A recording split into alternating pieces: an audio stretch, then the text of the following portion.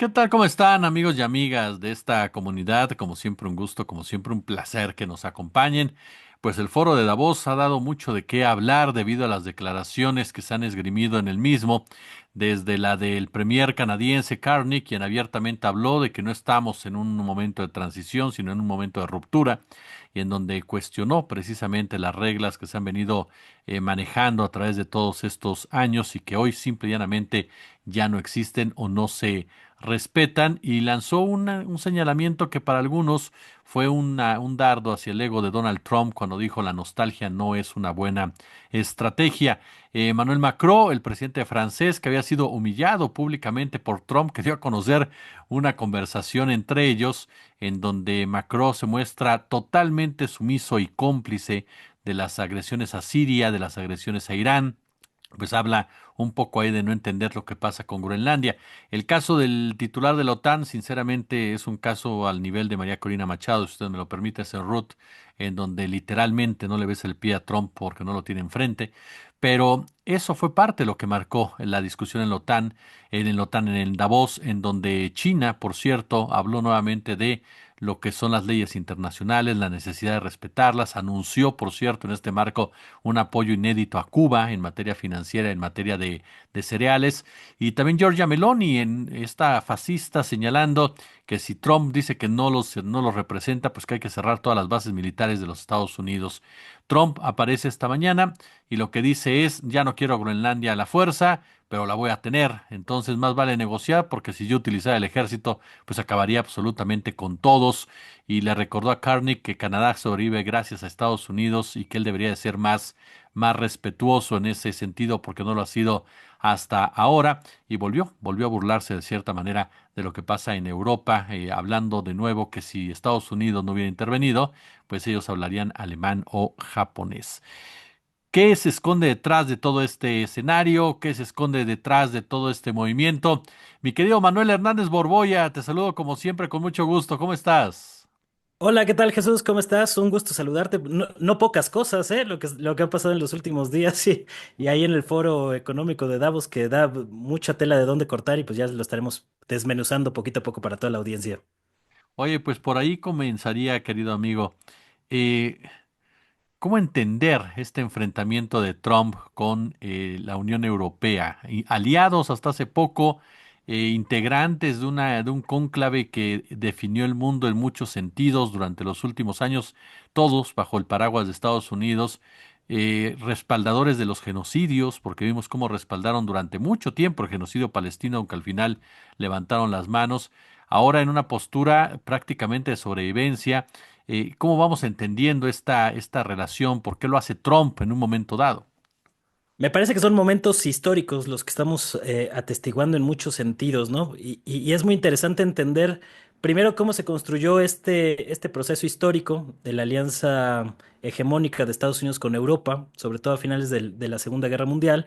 Se construye un nuevo orden mundial, ahí con los acuerdos de Bretton Woods, el Fondo Monetario Internacional, Banco Mundial, que habían servido pues de instrumentos de coerción contra otros países del sur global y digamos, esta alianza estratégica entre Estados Unidos y Europa podría estar muy cerca de llegar a su fin. Todavía hay que ver cómo se van dando las cosas a futuro, a ver si sobreviven a la coyuntura del psicópata de Donald Trump, que está completamente fuera de sí. O sea, ya se peleó con China, con Rusia, con América Latina, con África, con Europa.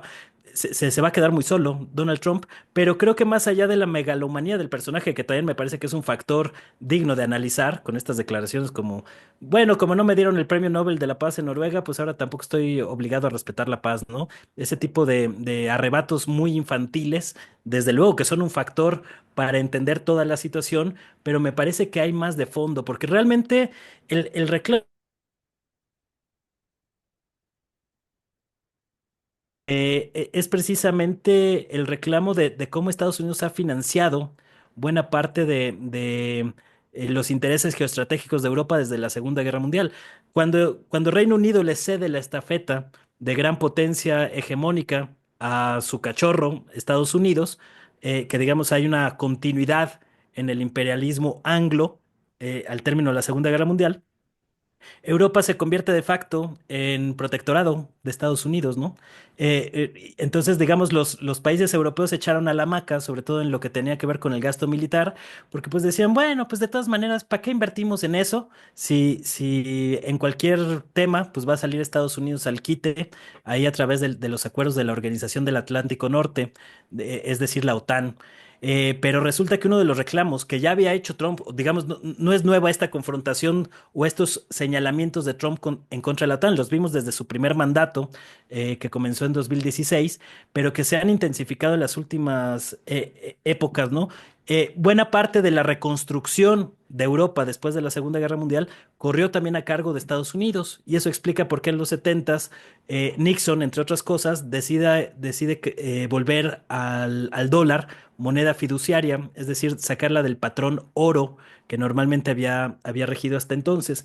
Entonces, realmente lo que estamos viendo, pues, es el reconocimiento público de que Europa se convirtió en un protectorado de Estados Unidos. Es ahí poquito más que una colonia estadounidense y que precisamente, pues, ahorita después de muchos años de que en Europa habían advertido sobre la amenaza rusa, todavía hasta hace unas semanas, seguían con las miras puestas contra la gran amenaza rusa que se nos viene encima, pues resulta que su principal aliado, su principal protector, su principal amo, pues se les ha vuelto en contra, porque precisamente Estados Unidos, por sus problemas financieros que trae, que se van agudizando cada vez más, ya no puede darse el lujo de seguir financiando buena parte de la protección a Europa. Por eso ha habido mucha presión en los dos mandatos de Trump de que los países europeos inviertan también en gasto militar.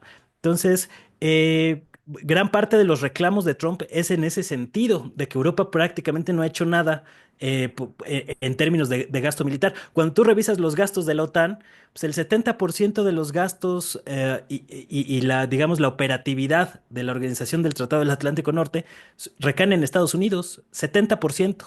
Es decir, todos los otros países juntos no se acercarían ni remotamente al gasto militar que está realizando Estados Unidos para proteger a su protectorado europeo. Entonces, el reclamo va muy en ese sentido y pues no les gustó mucho el trato de colonia que están recibiendo ahora los gobiernos europeos, ¿no? Ahí estaba el cretino, tiranozuelo, con ínfulas de Napoleón, Emmanuel Macron, ufanándose todavía de cómo destruyeron Siria, de cómo pretenden destruir Irán, pero ya no les está gustando mucho con el tema de Groenlandia, que los deja muy exhibidos a muchos niveles, ¿no? Más allá de la pisoteada, pues que ya se ha vuelto costumbre por parte de Trump, pisotear a personajes como Emmanuel Macron. Pues están creciendo las voces en Europa. El caso de Meloni, creo que también fue muy eh, marcado ese comentario, que no fue dentro del Foro Económico de Davos, fue en una conferencia de prensa en Roma, pero que mencionó sobre, bueno, pues si Estados Unidos se va a ir en contra de Europa, también habría una forma de responder que tenían los países europeos, pues es sacar las bases militares que tiene Estados Unidos desplegadas en Europa. Algunas de ellas, principalmente en Alemania, digamos, es el lugar más, con mayor cantidad de bases militares estadounidenses, pero también otros países como Italia, Bélgica, España, Portugal, entre otros, ¿no? Grecia. Entonces, digamos, se están moviendo muchas fichas a nivel geoestratégico, a nivel de poderío militar, como no lo habíamos visto desde la Segunda Guerra Mundial, ¿no? Entonces, me parece que estos arrebatos de Trump se van a seguir intensificando, porque, digamos, entre más coletazos da la bestia, el monstruo del imperialismo estadounidense, encarnado en el psicópata Donald Trump, pues más se van a agudizar estas tensiones. Ahorita, buena parte de las acciones que está realizando Estados Unidos le están pegando de manera muy fuerte a los bonos de deuda del Tesoro estadounidense. Muchos países están comenzando a deshacerse de estos bonos de deuda que tenía, eh, eh, que habían adquirido para respaldar parte de sus reservas internacionales, y eso pues va a profundizar el hundimiento de la economía estadounidense. Estados Unidos es una economía prácticamente, es un país en quiebra desde la pandemia de COVID-19. No lo han querido reconocer, lo han estado ahí sosteniendo con alfileres, con pinzas, tratando ahí que no se note la quiebra de los bancos que se registró hace algunos años, por ejemplo, y digamos todas esas tensiones económicas pues van a hacer que la bestia, el imperio estadounidense, para que siga operando, pues va a tener que echar mano de lugares como Groenlandia, ¿no?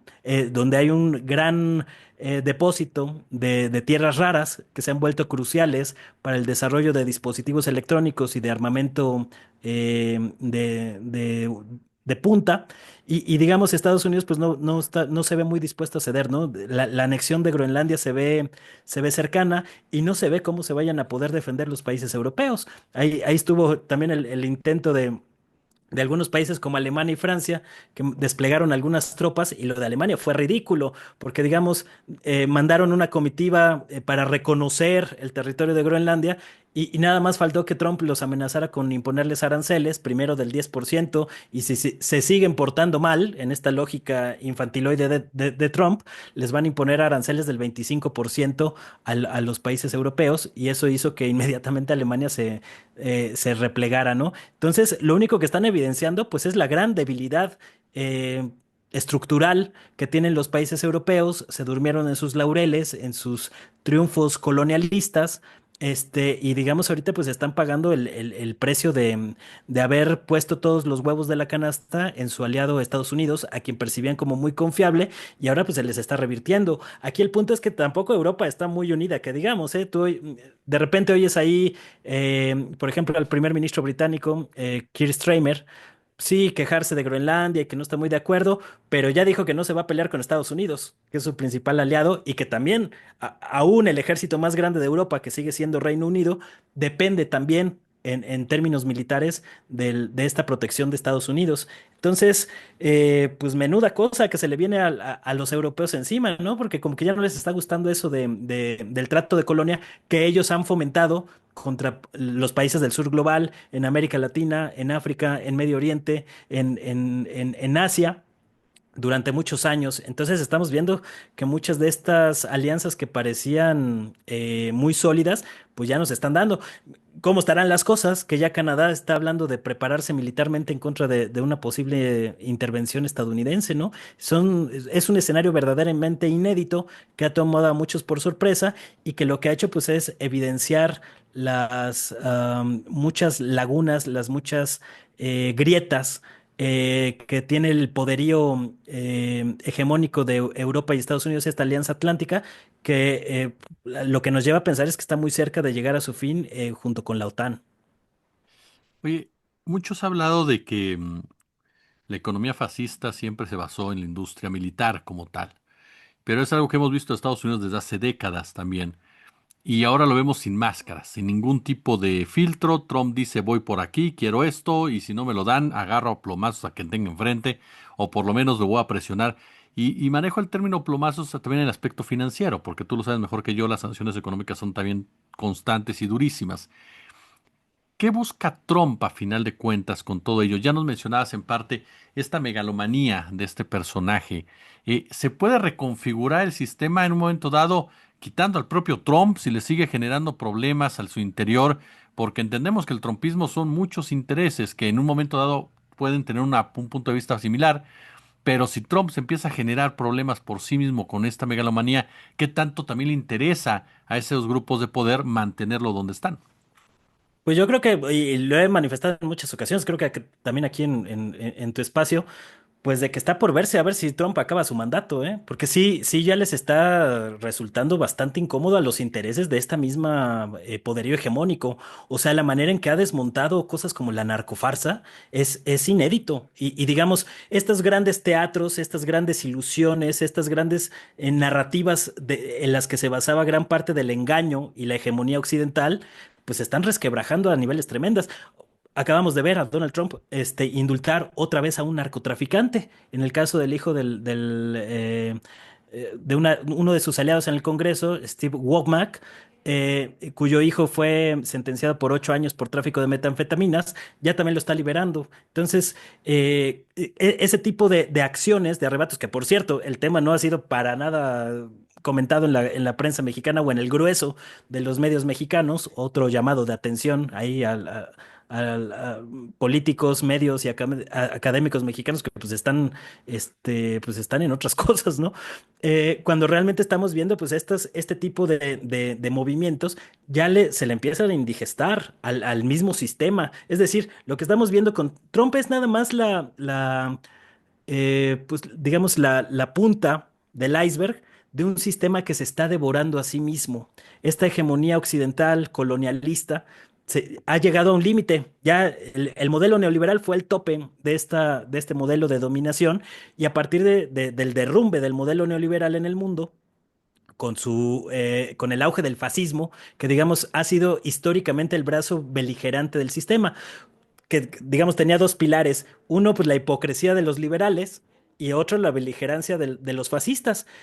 Cada que los liberales empiezan a entrar en crisis, surgen con fuerza estos ejemplares del fascismo a nivel internacional, que pues se les resbalan muchas de las críticas porque ellos no están dispuestos a dialogar ni a razonar. Tú oyes a Trump y todo lo que dice pues es completamente desmontable. De manera muy fácil y muy sencilla. Pero a estos tipos no les importa. Lo que tratan es de impulsar la emotividad de un sector de la población que se ha visto afectada precisamente por estas políticas neoliberales y tratan de construir su propia política a partir de esta movilización que ya no tiene que ver con nada con una posibilidad de discusión racional, sino es simplemente la víscera moviéndose a través de estas políticas, ¿no? Por eso es muy difícil dialogar siquiera con los fascistas. No se puede dialogar con los fascistas porque no hay un mínimo piso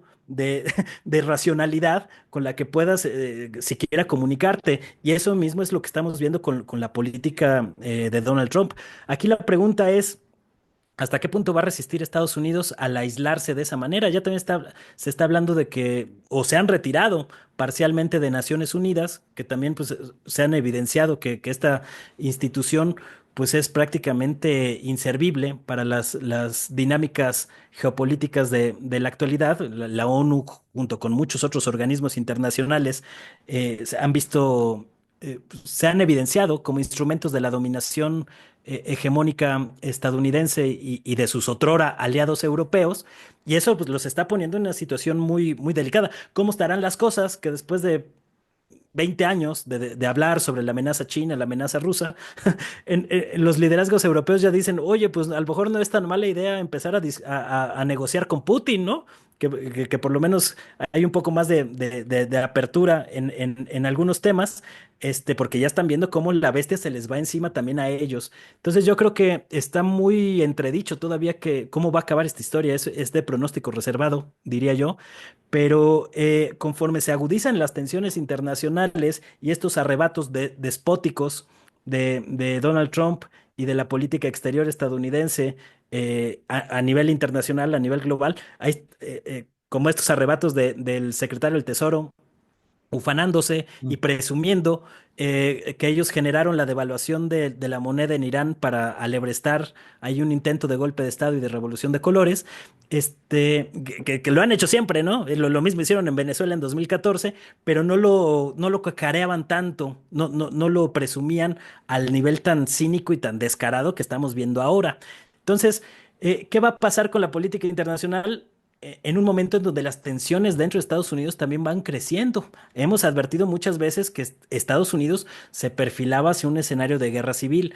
Las redadas de los camisas negras de Trump, ahí con sus agentes del ICE, pues están generando una proliferación de milicias, pequeñas milicias civiles, grupos que se están empezando a armar para resistir precisamente a estos embates del fascismo estadounidense, pues ya está prácticamente al borde de ser una dictadura. Trump hablaba de que si en algunas regiones como Minneapolis y Chicago siguen este tipo de brotes, de confrontaciones con los agentes del ICE, iba a apelar a una ley del siglo XIX para instalar una especie de estado de excepción y poder implementar la fuerza militar en contra de la propia población estadounidense, que ya no son solo los migrantes, ya van en contra de todo mundo. Entonces, digamos, estos pequeños brotes que nos recuerdan mucho a lo que en algún momento pasó acá en México con las autodefensas, va a seguir creciendo. Ahí vemos el resurgimiento de los panteras negras y demás, que todavía es muy incipiente para saber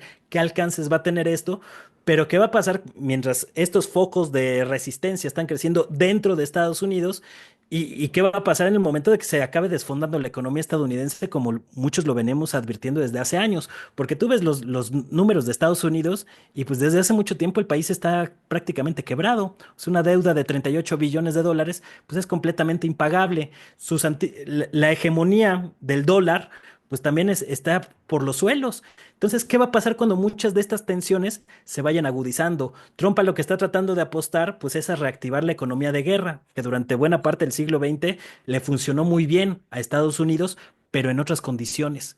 Y me parece lo que no están advirtiendo, porque digamos, la manera en que está generando frentes de batalla en todos lados, pues va a llegar un momento en que le van a terminar echando montón el resto de los países a Estados Unidos, ¿no? Y es para allá hacia donde vamos. Todavía ahí en una fase un poco incipiente, pero es insostenible, así como es insostenible. Pues tener alrededor de 800 bases militares en todo el mundo, ¿no? Eso implica un gran gasto, implica una serie de situaciones económicas que la economía de Estados Unidos ya no da para eso. Entonces, por eso también cobra relevancia el comentario de Mark Carney, el primer ministro de Canadá, que pronunció una frase que a mí me parece el comentario más sensato que yo le he escuchado a los globalistas en al menos 10 años, ¿no? Con este tema de que la nostalgia no es una buena estrategia, porque digamos, es un llamado de atención del primer ministro canadiense a sus aliados también en Europa, de que ya dejen atrás esta idea de que Europa sigue siendo el hegemón, de que pueden seguir sometiendo a los otros países como lo habían hecho históricamente y que se den cuenta que el escenario cambió. Por eso también me parece importante ese llamado de atención. ¿Cómo estarán las cosas? Que ahorita estamos viendo a personajes como Larry Fink, el director de BlackRock, hacer críticas abiertas al sistema capitalista, porque ellos mismos, estos grandes oligarcas de la élite mundial, de esta superélite globalista, se están dando cuenta que el proyecto que habían construido a lo largo del siglo XX se les está resquebrajando. Y por eso creo que es muy importante también cómo se está planteando esta reunión del Foro Económico Mundial de Davos en 2026. Normalmente ellos tienen un lema o una frase en cada reunión anual. En 2020, cuando lo de la pandemia, se estaba manejando esta tesis del gran reset. Intentaban un reseteo de muchas cosas a nivel mundial. Si tú te fijas cuál es el lema en esta ocasión del Foro Económico Mundial en 2026, es una cosa así como vamos a dialogar, ¿no? Vamos a dialogar con otros, lo que nunca habían hecho, ahí encumbrados en su soberbia, en su prepotencia. Y digamos, dentro de esta serie de personajes déspotas, megalómanos, soberbios, Trump lo ha llevado a otro nivel y eso también los está poniendo contra la pared, ¿no? Porque además de las condiciones estructurales, pues también características muy particulares de los personajes también están contando. O sea, esta exhibida y pisoteada que le dieron a Macron, ahí mostrando los conversaciones privadas, no lo habíamos visto en la historia reciente del mundo en los últimos 50 o 100 años. Entonces me parece que estamos en un momento de ruptura, se está tratando de gestar un nuevo orden internacional y se están moviendo cosas de manera muy rápida, ¿no? Entonces hay que ver hasta qué punto va a poder aguantar Estados Unidos, porque yo no veo digamos, a mediano o largo plazo, que se pueda sostener esta situación de problemas internos, de tratar de resolverlos haciéndole la guerra a los otros. Va a llegar un momento en que, y quizá estamos más cerca de lo que muchos piensan, de que se desfonde completamente Estados Unidos con una crisis económica que ya no van a poder manejar y sostener, y que gran parte de eso tiene que ver pues con la debilidad estructural del dólar, porque durante mucho tiempo, incluyendo la pandemia, pues sorteaban esas crisis económicas imprimiendo más papel moneda, repartían o diluían parte de esa inflación que se generaba imprimiendo mayor papel moneda entre los países que hacían transacciones, sobre todo de petróleo a nivel internacional, y que también explica mucho de la intervención estadounidense en Venezuela. se diluía esa inflación en otros países del mundo y más o menos le permitía sortear ciertos problemas económicos que vienen arrastrando y que se van haciendo cada vez más grande, como una bola de nieve. Entonces, pues, estamos muy cerca de que esa bola de nieve reviente a varios niveles y yo no veo que haya condiciones ni internas ni externas para que Estados Unidos vaya a poder soportar una crisis de esas. Yo creo que mucho han cacareado la intervención en América Latina, sobre todo en últimas fechas, pero pues deberían poner más atención a los problemas internos, porque no estamos muy lejos de que Estados Unidos incluso pueda partirse en dos o tres países dentro de la Unión Americana y todavía nos puede tocar a ti y a mí verlo con nuestros propios ojos dentro de algunos años. Es muy difícil predecir qué tanto tiempo va a demorar esta situación, pero hemos visto que en los últimos tiempos se han acelerado muchas cosas que podrían precipitar la caída del imperialismo estadounidense a un nivel que hoy todavía muchos no son capaces ni siquiera de imaginar, ¿no? Entonces estamos viviendo realmente momentos históricos frente a nuestros ojos y dentro de todo lo malo que implican estas cosas, porque obviamente va a haber muchos problemas en medio, yo creo que es positivo para el mundo que se esté desfondando el imperialismo estadounidense como lo estamos viendo, ¿no? Mi querido Manuel Hernández Borbolla, yo siempre te agradezco muchísimo estos minutos que nos permitas aprender de ti, querido. Muchas gracias. Muchísimas gracias a ti, Jesús. Aquí estamos a la orden cuando gustes y un saludo para toda la audiencia ahí que nos hace favor de escucharnos.